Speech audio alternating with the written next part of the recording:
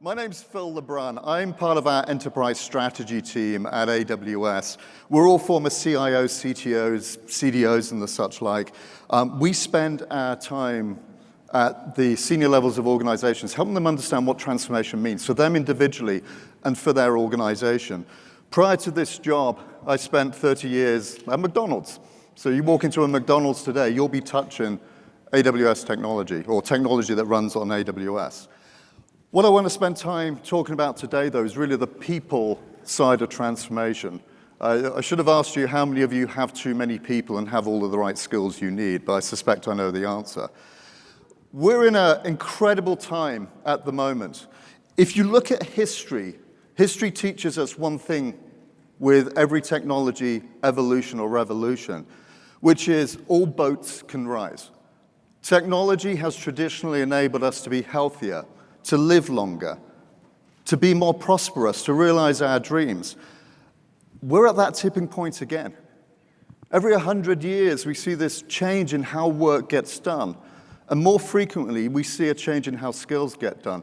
Has anyone not heard of generative AI? And where have you been? Good, okay. There's obviously a lot of talk about generative AI at the moment, but you've all probably been in the technology industry for quite a while. You've seen this confluence of new technologies, AI, machine learning, advances in data, the cloud, generative AI. And another thing we can learn from history is there's this phenomenon called Martek's Law. Martek's Law tells us that the technology comes along first, and then a year, 2 years, 40 years later, organizations and people's skills catch up. And then regulations often catch up after that. So I'm here today to advocate a bit of a different change in approach.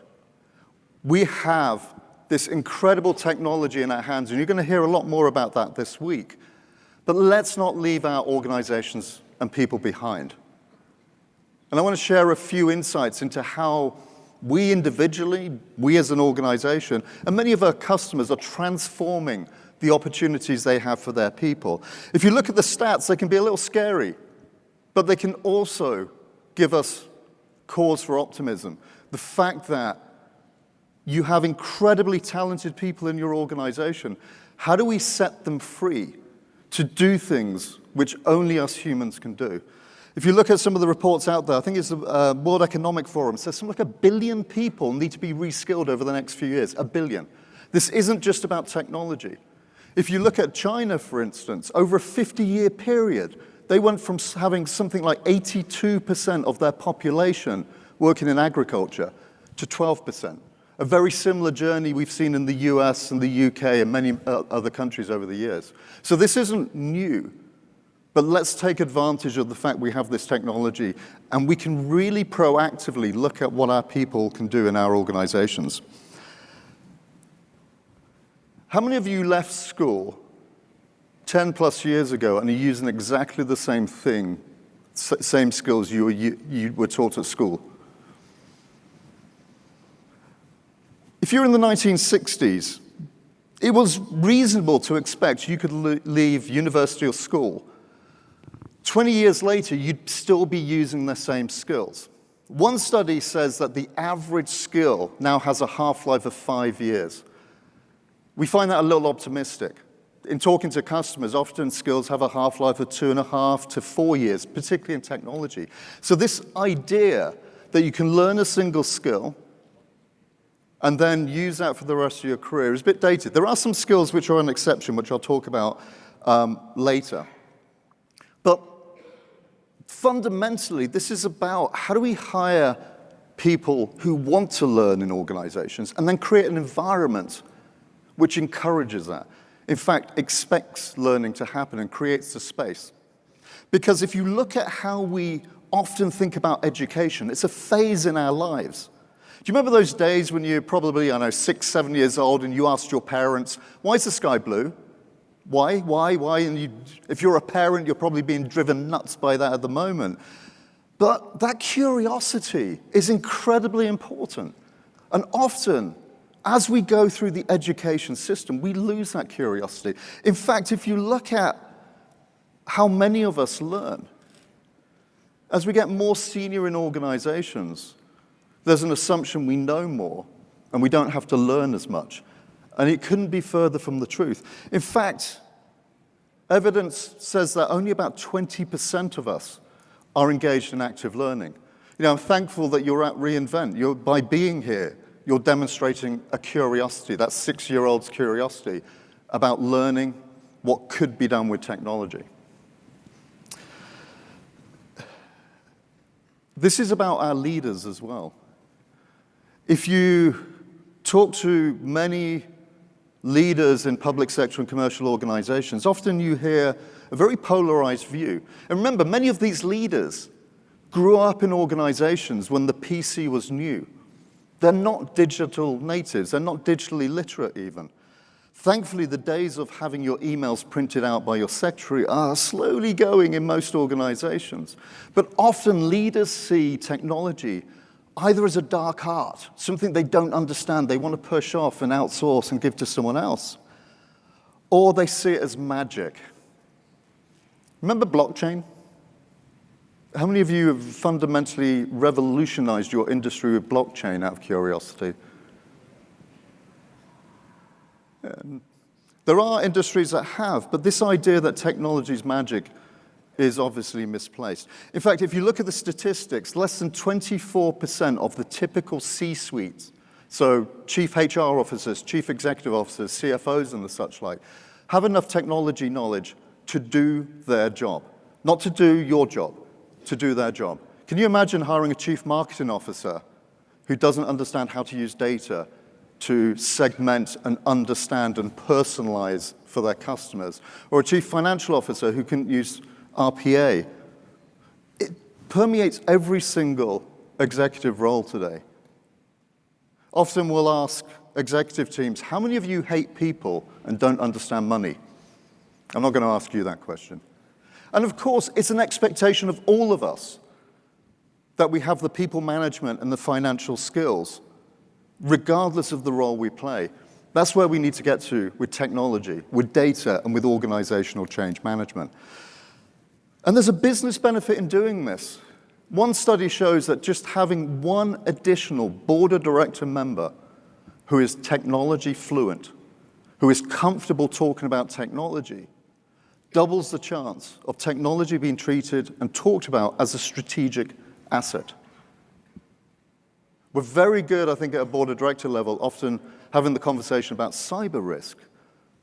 But the more powerful conversation is how do we talk about technology as something which can drive our organization? The trifecta of people, money, and technology can fundamentally change industries, as we've seen over the past few decades.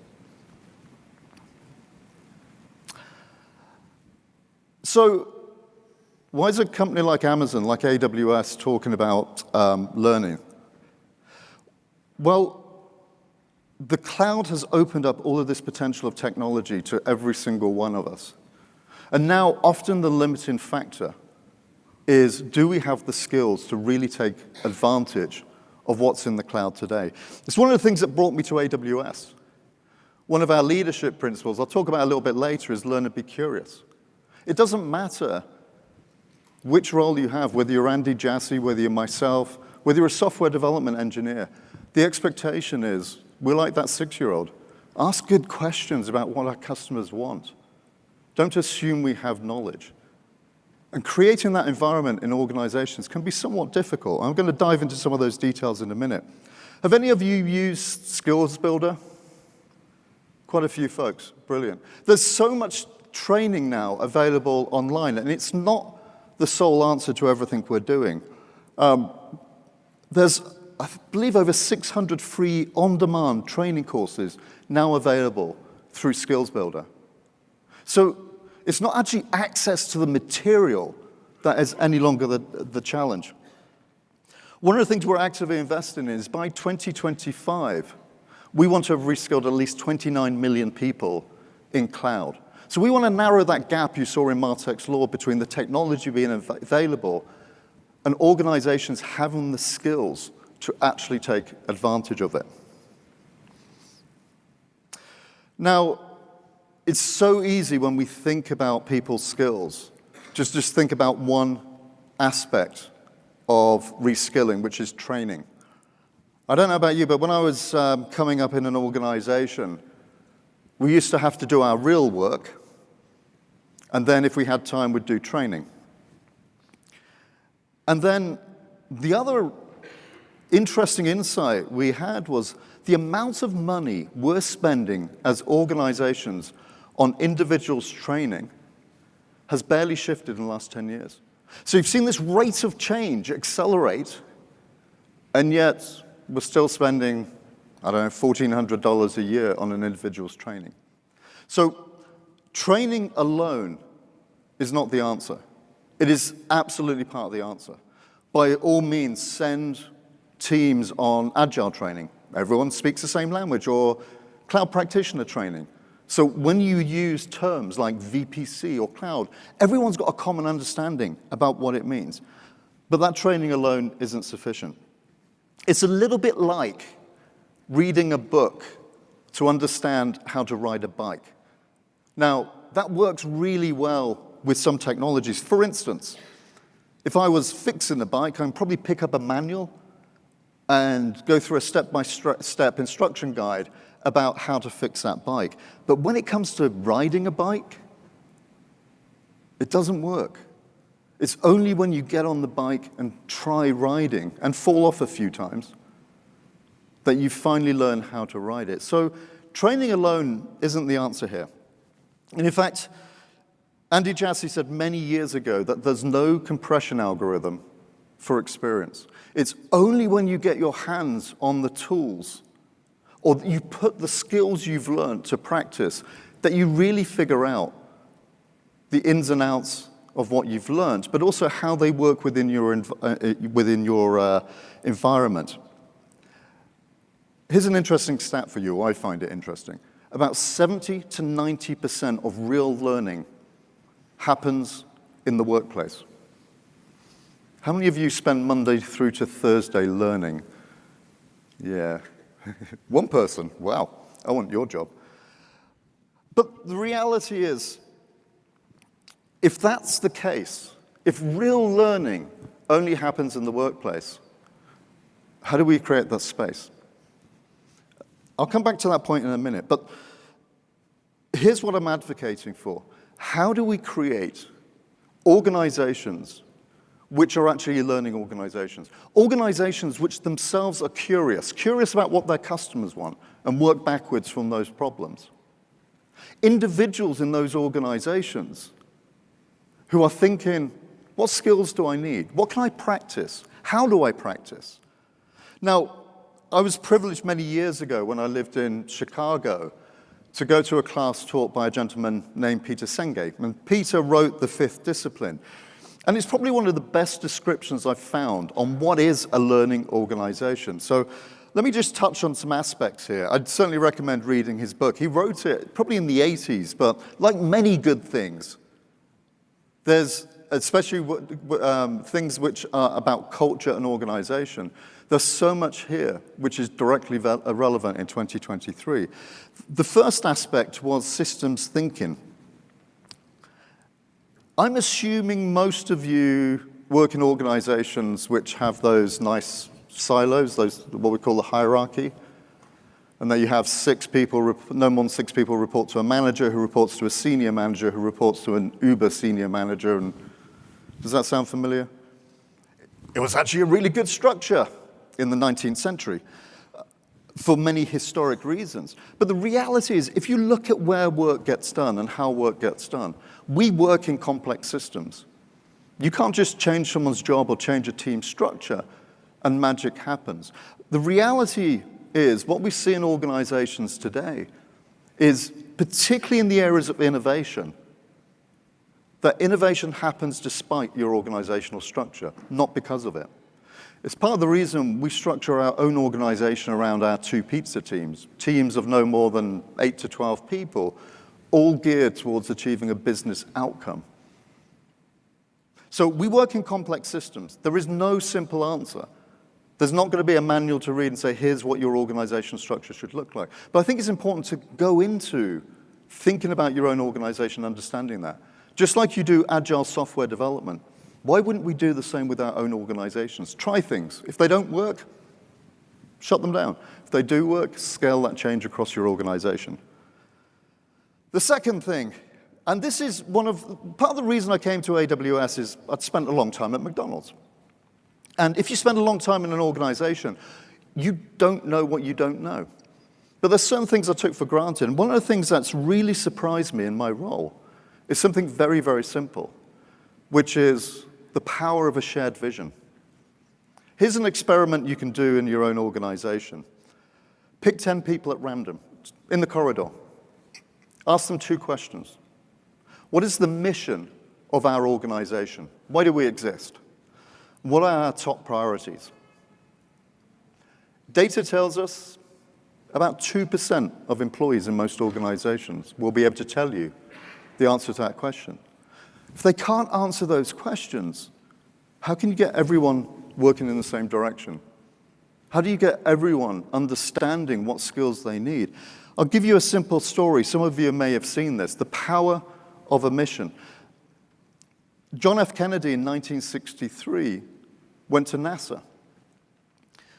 And in his tour of NASA, he bumped into a janitor. And he asked the janitor, "What do you do?"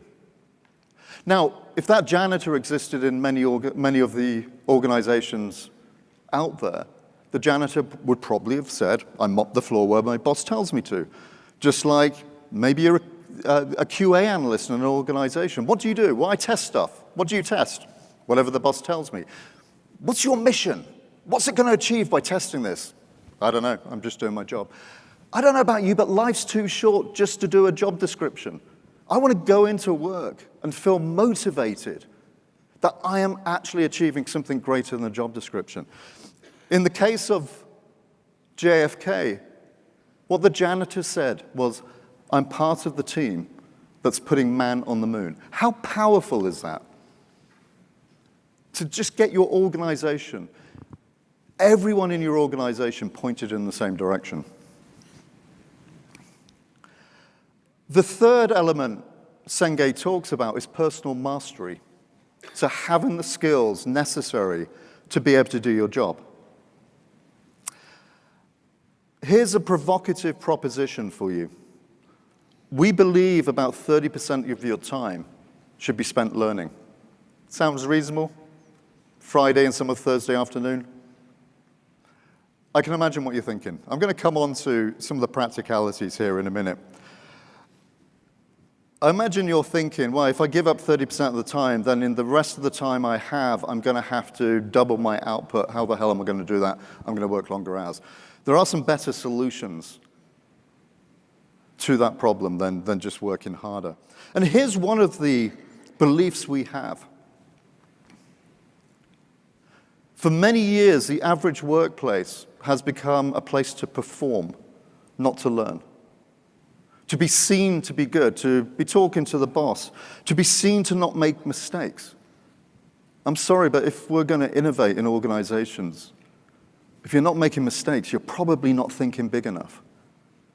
So our belief is the workplace is a place to learn.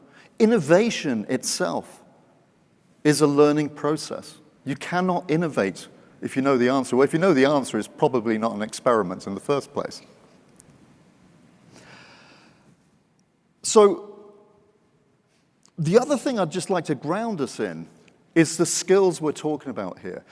I think it's very easy to just think about one set of skills. The functional skills you need. And these are important. If you are in the CISO's team, you better know something about security. If you're an app developer, you're probably going to be really good at something like Python, or an architect coming up with an architecture for an e-commerce system. These functional skills are really important. But if you go back to the start of this presentation, these are often the skills which last the shortest period of time, because we see this evolution of technology. In fact, many of you would have seen the announcement relatively recently around things like Amazon Code Whisperer. And the thing I was reflecting on when I was thinking about Code Whisperer is I'm an old developer. I'm old and I used to develop. And what I've seen over the years is when I started, I was writing machine code and assembler. And then every decade, we've seen a level of abstraction from the microprocessor. Third generation languages, fourth generation languages, now the use of the English language to code. This isn't new. So I think as technologists, which many of you I assume are, we're actually in a really good place to embrace the changes we need in organizations because we live through those in our everyday career. But there's two other skills which are really important in organizations. I remember being taught this years ago, and I still base my personal development plans around this. So what technical skills do I need? Secondly, how does my business work?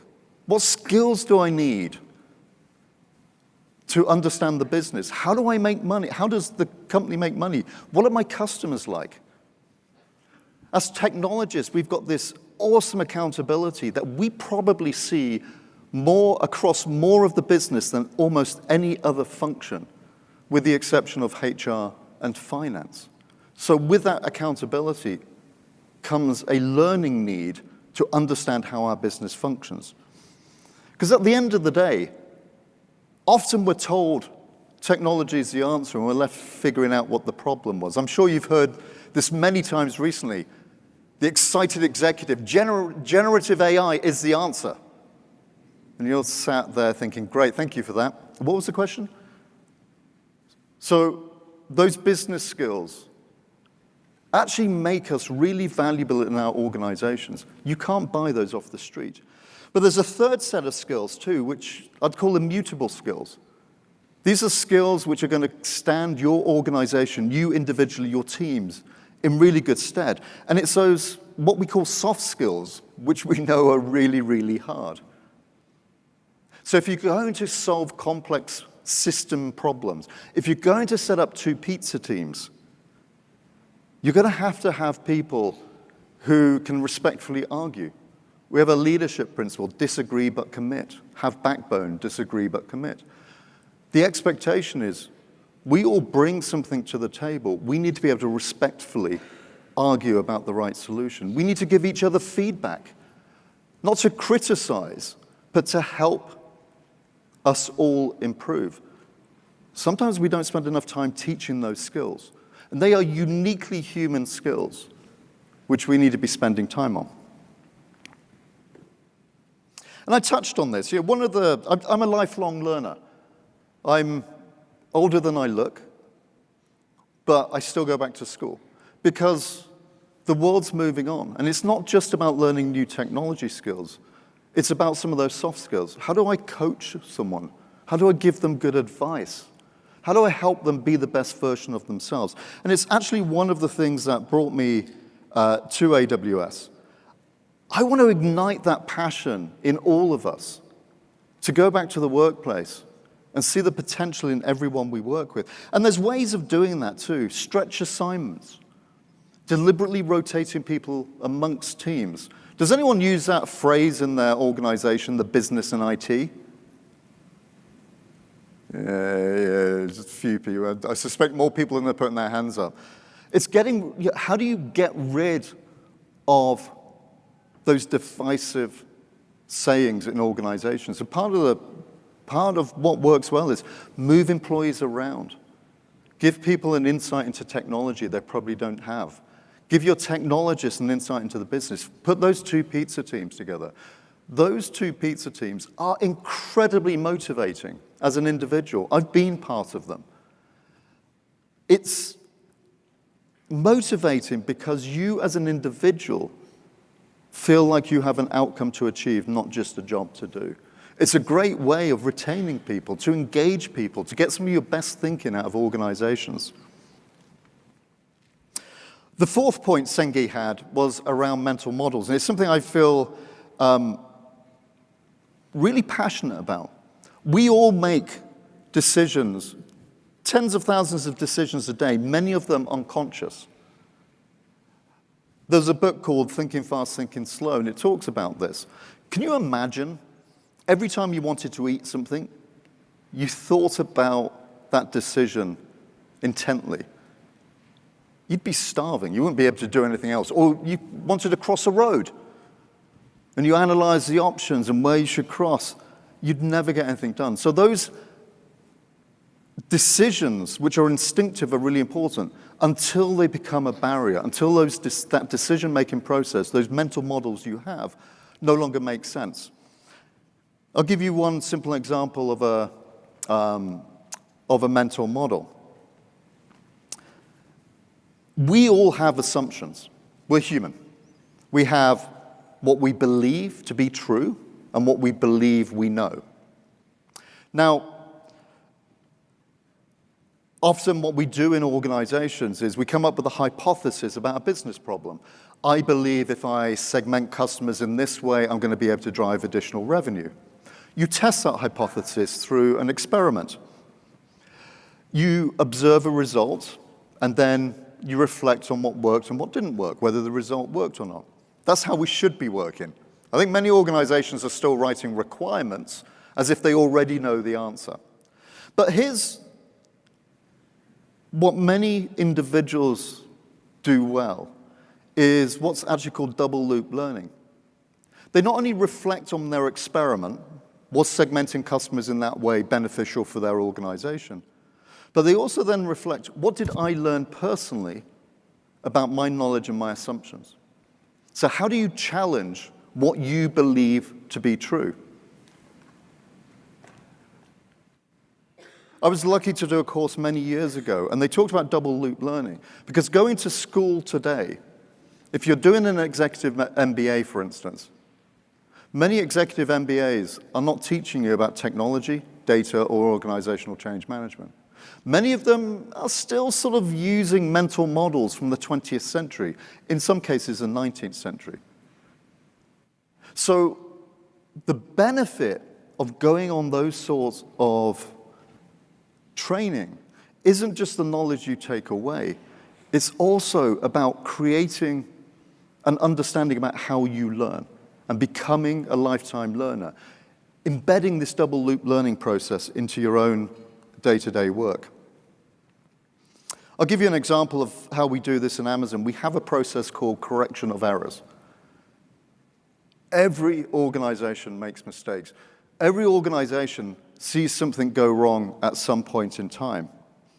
And we follow a very simple process if something hasn't worked. And we do this universally across the business. And some of it's pretty obvious, what went wrong. Clearly, the initial focus is making sure you correct the defect, correct the issue. What was the root cause? Often this gets a little subjective. People have opinions, so we try and ground this in data. But then critically, here's what I see a lot of organizations don't do. If you run a project and it was successful, let's move on to the next one. If you run a project and it was unsuccessful, let's go find who to blame and then move on to the next project. And if you're going to be a learning organization, that doesn't work. How do you step back? What lessons can I learn from what went right, what went wrong? And what changes do we need to make to our own mental models individually and within the organization? And in fact, the expectation is senior leaders get involved in this correction of errors, because it's not just about helping the team, coaching the team through the process, but it's then about taking those learnings elsewhere in the organization. The final topic Senge talks about is the fundamental unit of value delivery in organizations now is often teams.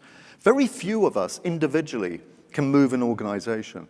You put a group of talented individuals together, you give them an outcome to go after, that's where value comes from. So this ability to create and sustain teams, you may call them squads, you may call them two pizza teams, you may just call them teams, because that's becoming a new way of working across many organizations.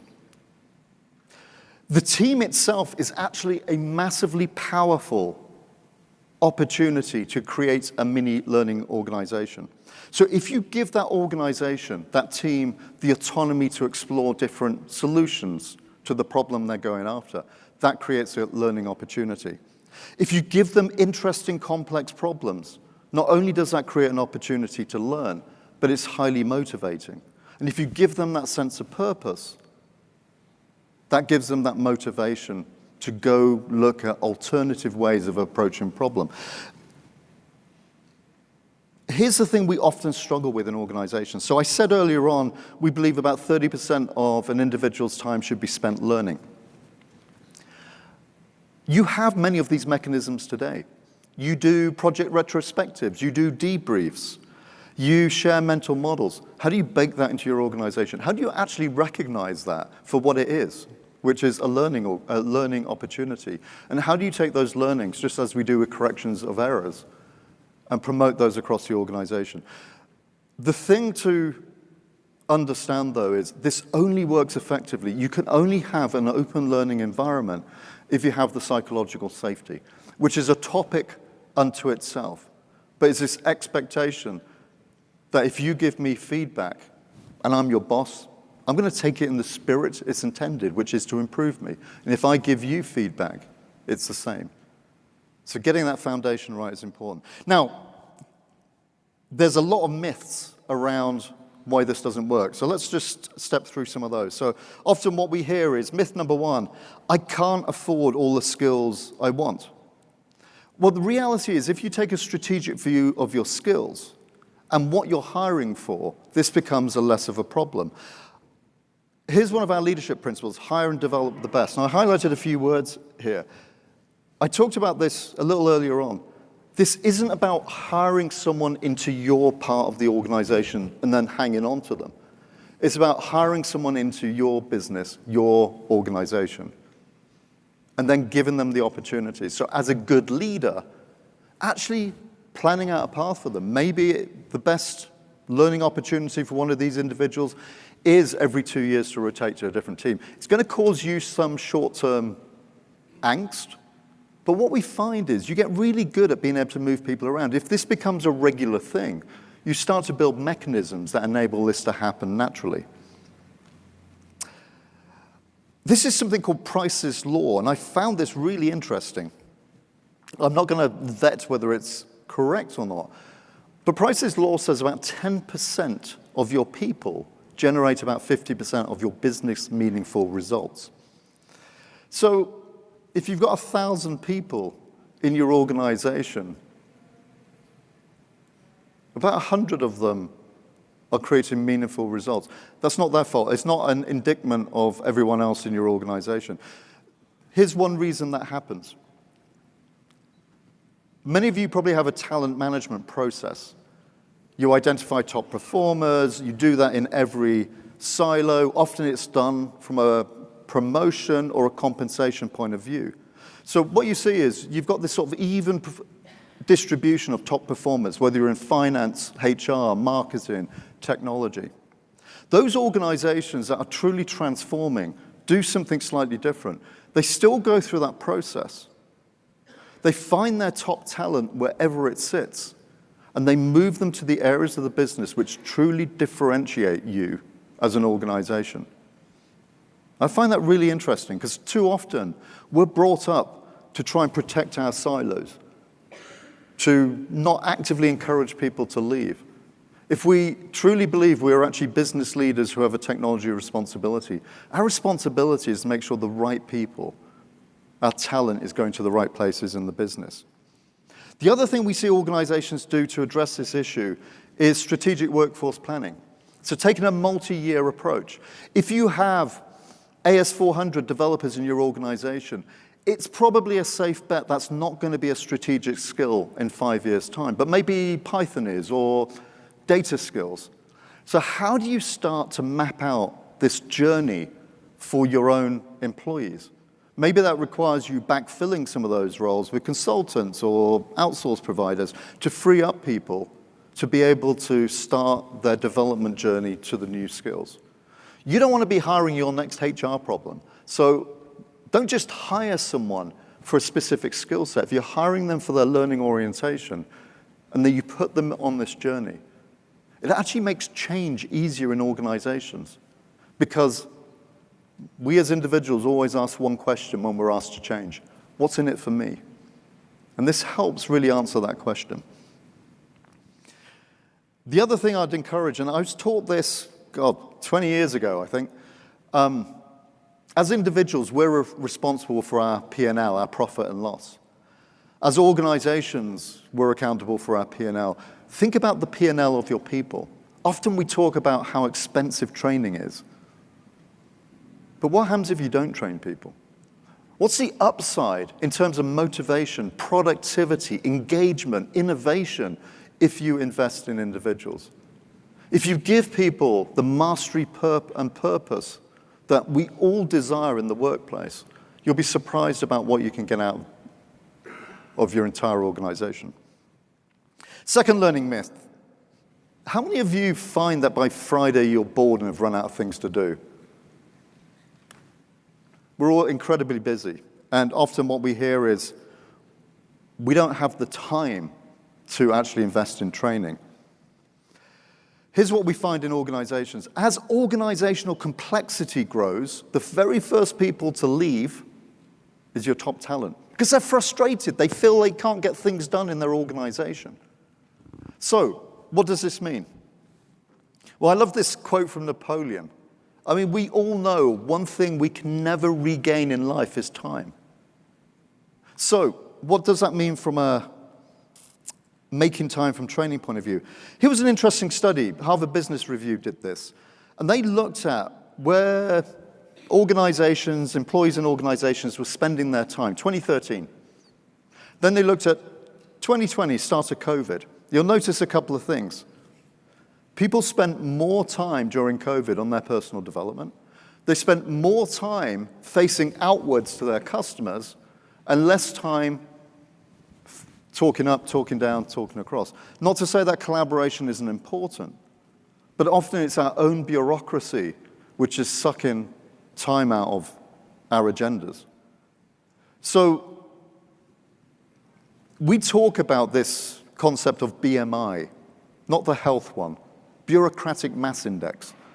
If you take your week and you look at how much time, let's take one of your developers, how much time is one of your developers waiting on a decision that perhaps they could have taken, waiting on another team to deliver a dependency, working on things which don't really add value to an organization. I saw one really interesting report recently that said the average developer can be spending as little as 4.8 hours a week developing.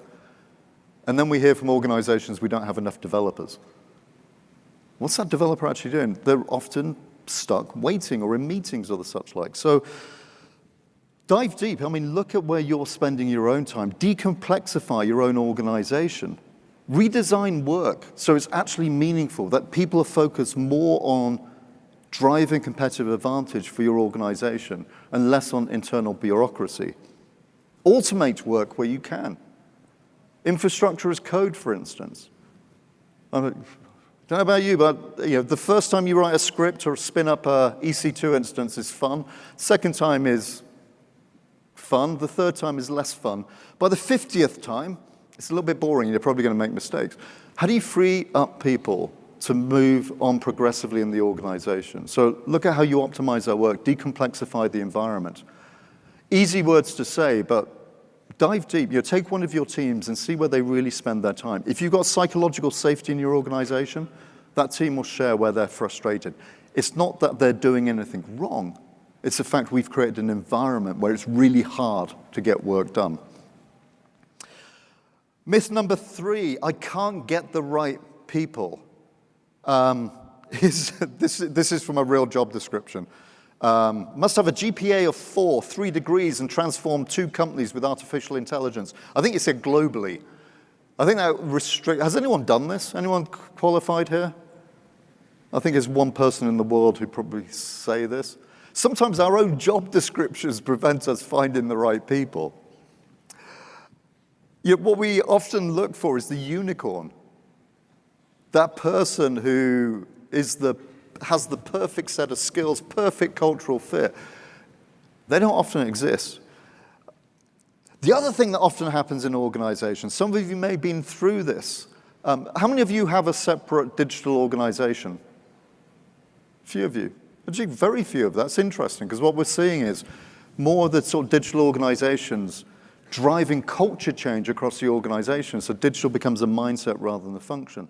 But often what happens is you set up a brand new function. We can't get the talent in our current organization. We'll set up a different one.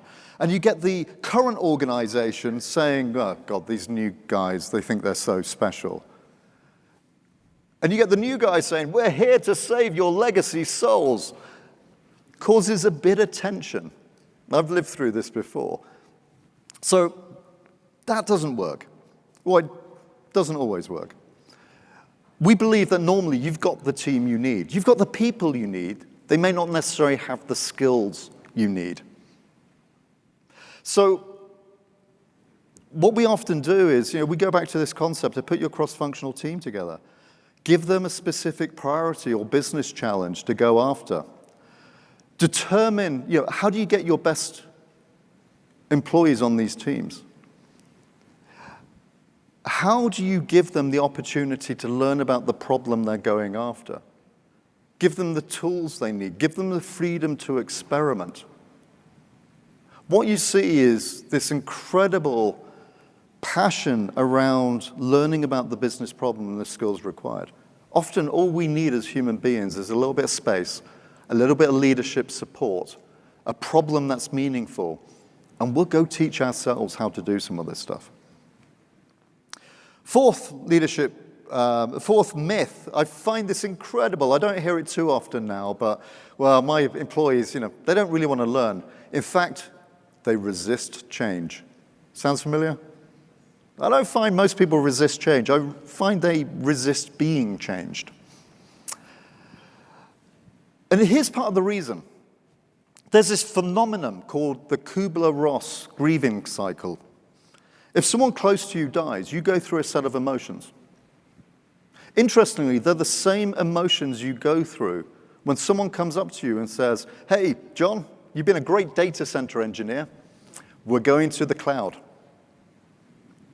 Well, if you've created your entire career around being a great data center engineer, your natural tendency will be to say, well, we've got our own cloud. We built a cloud. Our data center, it's really a cloud. You'll go through denial. And then conscious incompetence, fear. Oh my God, am I going to be relevant? Are my skills needed anymore? Will I be fired? And eventually, there's hope. You give people the opportunity to practice these skills. And it's a bit awkward. They're not as good as they used to be. They're not as fast in their own minds. But eventually, your rock star data center engineer becomes your rock star cloud engineer. There's a reason I share this is these emotions are natural. I'm sure many of you have been through these. I certainly have. So the case is not how to pretend they don't exist, but how to acknowledge them. As leaders, how to talk to your team and say, look, this is going to feel uncomfortable, but let me assure you, everyone has an opportunity here. Tell your own personal stories here.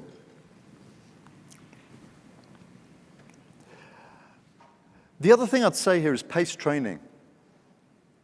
I was asked recently, when's the best time to train people on machine learning and generative AI? The answer is now, even if you're not using it. Because often, here's what happens. We either get really comfortable with our skills, and we stop learning. And then what happens is things change around us. Maybe we don't need mainframes anymore, and we're moving to the cloud. And you're driven to this panic zone where you have to develop a set of skills really, really quickly, which is really, really difficult to do because, as many of you know, if you want to become an artisan at your trade, if you want to become an expert, you have to have that time to practice. So this idea of continuous learning is really powerful. You make small investments of time and money.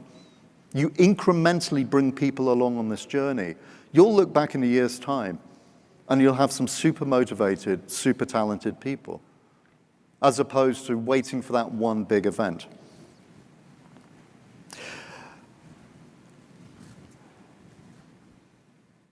I think the other thing we need to acknowledge is many of you are here because you're probably very similar to me. Yes, we want to be paid fairly. Yes, we want good opportunities at work. But many of us just want the opportunities to come to events, meet peers, learn from peers, practice what we've learned here. So learning itself is a reward, is something which is hugely motivating. I don't think we can lose sight of that. We should applaud people who are wanting to become masters at a new skill. We should reward people for showing the initiative to actually pick up new skills. The other thing I'd say, I seem to spend most of my time now talking like a psychologist, not a technologist. The reality is the technology is complicated. You can read the manual, you can practice, you can learn it. Us people are complicated. So when people say, my team's resisting change, here's what we normally go through. There's about 10 to 15% of your organization. If you say, hey, we're moving to the cloud, they'll say, fantastic. And they'll go home and they'll start looking at YouTube or Coursera or other training opportunities. They'll start to teach themselves around this. They want the opportunities to have their mastery and their passion acknowledged. They want the opportunity to train others. About 30 to 40% of your organization will probably be saying in their heads mainly, here we go again. The latest thing, we're going to the cloud. Last time it was blockchain. They want to know you're serious. They want to understand why this is important to the business. They want to see the link between this new skill and how it's going to help the organization. Communicate, communicate, communicate. Also acknowledge that this could be a bit uncomfortable. About 30 to 40% of people are a little fearful. They don't know if they can pick up this new skill. They don't know if they'll have an opportunity. They want to see what their career path's like. They want to see how this skill is going to help them progress. They want your support in creating the time for them to learn these skills. They want your encouragement around this. And by the way, no individual fits into a single one of these slots. It depends on what the change is. So this is us humans. Very few of us actually genuinely resist change. Not to say none of us do, but just recognize different people will be going through different emotions. Final learning myth. If we train people, they'll leave. I love this skit. I think it was from LinkedIn a while ago. I'm worried if I train my people, they'll leave. And the CEO says, I'm worried if we don't, they'll stay. What a dreadful situation. I mean, it's just, we're going to keep people in the dark so they feel like they have to stay with us. What a terrible situation. Don't be that company. Yes, people may leave. Absolutely. But this should encourage us to set up really good onboarding processes, to become a learning organization. When I look at organizations, one of the things I always think about is, would I work there? And when I think about that, I often think, would I learn anything? So again, pay is important. If you look at the psychology behind this, if you're not paid fairly, if you're not treated fairly, if your performance reviews aren't fair, they're demotivators. If you get those things right, they're not motivators, they're an expectation.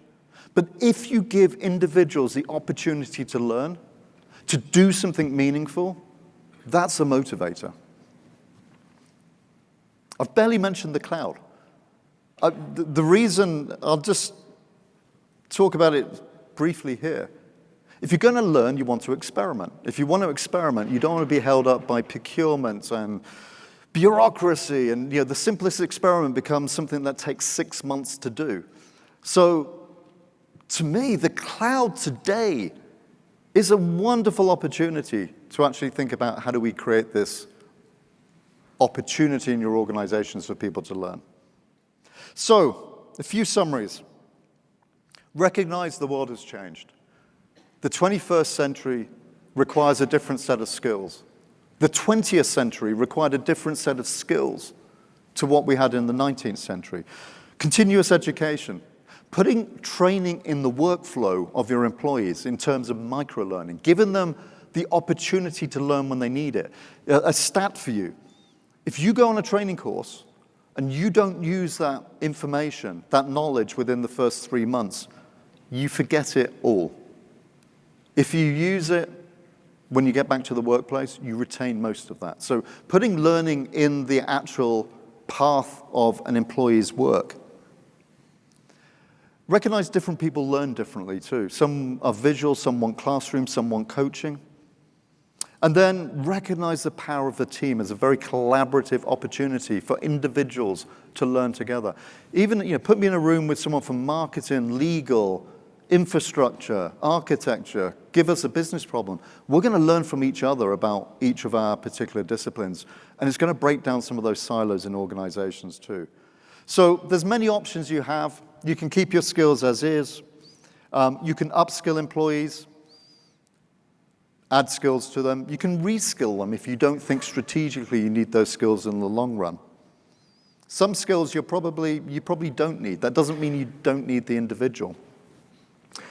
Recruit new skills by all means, but think about the culture fit. Think about hiring people who demonstrate an aptitude to learn. And then also redesign work. Take out some of the bureaucracy from our everyday work. Give people the space to be able to learn. So this Brian Herbert quote really sort of resonates with me. The willingness to learn is a choice. It's a choice we can all make. It's a choice we can give all of our employees in organizations. So a few simple bits of advice, and we'll certainly send this session out to you as a reminder. Look at what needs you have in an organization today. Look at what needs you'll have in the future. We do a lot of work with customers around what we call a learning needs assessment. Think big about where you want to go to as an organization, but incrementally move in that direction with the skills you require. And make sure you tell a story to your teams about this journey you're going on. Stories resonate. It helps bring people along with you. Secondly, mix people up. Mix up senior folks with more junior folks. They're going to learn from each other. I've seen some incredible learnings. A tenured platform engineer who's working with a new graduate, it just brings a slightly different way of thinking to a particular problem. Show people this is important. Show people you're serious, that an investment in their skill is critical, that you see it as important. Often we'll appoint a single-threaded leader in AWS, for instance, for this sort of thing. So one person who's waking up every morning thinking, how do I move the needle on organizational learning? Make sure senior leaders also demonstrate this behavior.